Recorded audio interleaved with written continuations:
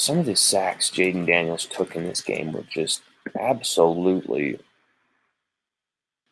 just killed us. Just absolutely killed us. And when I'm watching these plays, some of these sacks, in fact, most of these sacks, Jayden has an option to just get rid of the football before he takes those hits. Just get rid of it. Get 4 or 5 yards. If we have to punt it, okay. There's times those decisions absolutely took us out of field goal range. This is a game where LSU actually could have dinked and dunked our way to victory. This is actually a game where LSU could have actually kicked some field goals here and there and still won this game. Because Tennessee really weren't that good. They were completely undisciplined this morning. But, Hendon Hooker, only 239 yards through the air. Had a strong 56 yards rushing, though.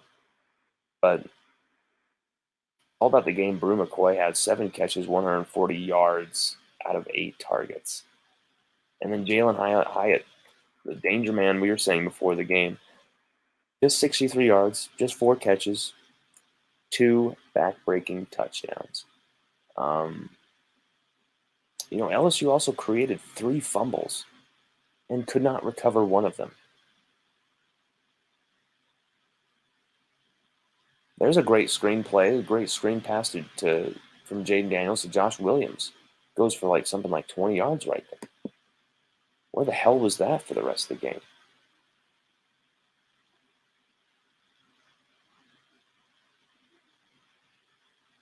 Daniels showed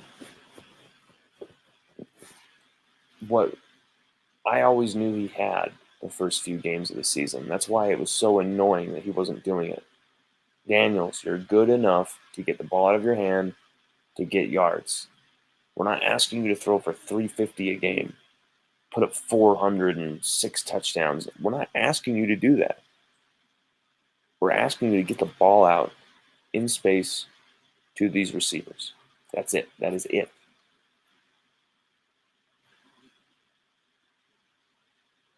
And tonight he actually did it. Right there, Kayshawn opened for 8 yards before Daniels tucks and runs that and might run into a sack there. So we saw improvement from Jayden Daniels. He had a 300-yard game today. He put up 300 yards exactly. Just 1 touchdown, though. Just 1 damn touchdown. And it's never going to get it done against this Tennessee offense. Never going to get it done. And this Tennessee defense reminds me of LSU's 2019 defense versus Ole Miss that season. But yet they're playing like Ole Miss playing like we did against Ole Miss in that one game the whole season. Really, really, really poor defense. Poor tackling defense. And you know what? They were all over us today. They must have heard that. They must have heard all the talk about poor tackling and blah, blah, blah, because there were not many that they missed. There's plays where they face masked us and did whatever it was to get us on the ground. They didn't care. That was clearly an emphasis from their defensive staff. Get them on the ground.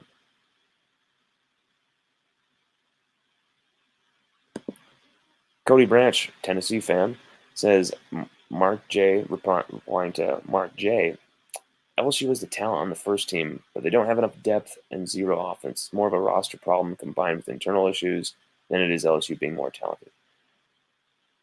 I think that's a Tennessee fan being afraid of someone saying that LSU are more talented than your top 8 team. LSU might be just as talented as Tennessee.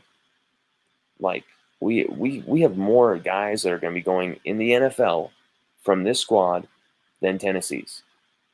I can tell you that right now. There are more LSU players who got their asses kicked in this game who will be playing in the NFL than there will be from this Tennessee team. That's not me having to really work too hard to figure that out. LSU are the more talented team, but Tennessee are doing far more with their talent. I mean, Hendon Hooker has been absolutely brilliant.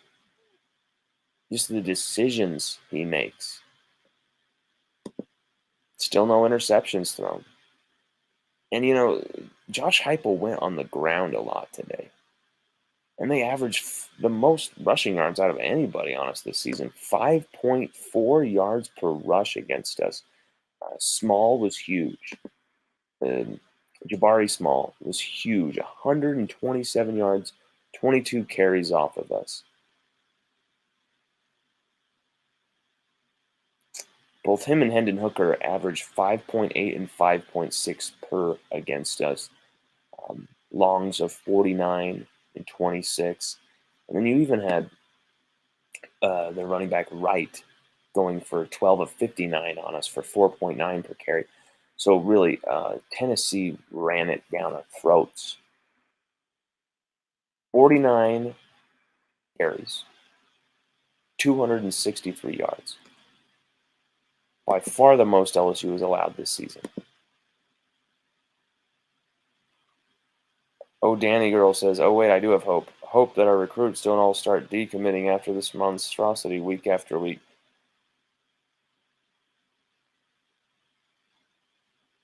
Seriously? Seriously, Danny? That's a dumb comment. So because your team loses, because your team is going through a complete transition, coaching staff, head coach, so many new players, 16 different transfers, a lot of freshmen starting, you're going to think that our recruits are going to decommit because of some losses this season? If you think they're going to be decommitting for that reason, then I don't think you know much about recruiting.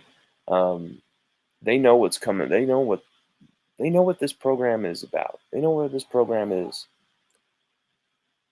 They know where Brian Kelly's at in this stage and where his staff is at. They're figuring out a lot of stuff. They got to figure out a lot of stuff, Danny.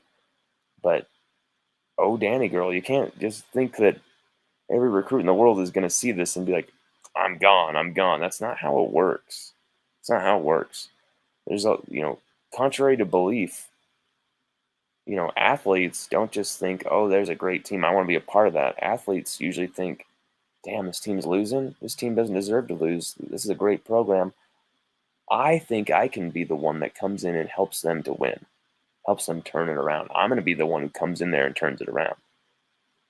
That's a prevailing mentality far more than, ooh, they lost to Tennessee 40-13 in a game where 15 of those points are basically coming in garbage time when LSU are already down for the count.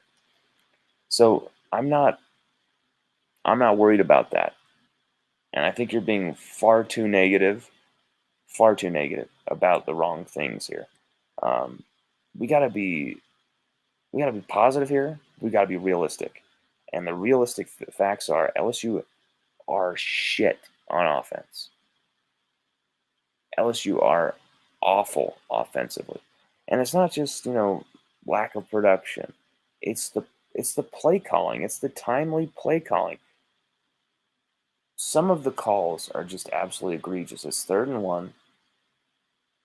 1, a big play in the game where you have to get this conversion here and keep this drive going. 13-3, at least get a field goal up there. Make it 13-6. Instead, we run Josh Williams straight into a brick wall. I mean, that's a play where you have Jayden Daniels snap it in shotgun, survey the scene, and pick a hole. And even if he gets basically sacked, he's going to fall forward for a few yards to get that first down. Instead, we just ran ourselves into so many situations today that just were caused by a combination of bad coaching, poor execution on the field, and a team that was not ready to play today. This LSU squad didn't wake up until sometime in the second quarter when we got that touchdown, started getting things going. just didn't matter. It just did not matter. Tennessee weren't at their best, but Tennessee showed that they're actually a serious top 10 team by taking complete advantage of our errors and mistakes and turning them into points. They took our mismanagement and turned it into points and explosive plays. We were able to hold it for most of the time, but it just wasn't to be.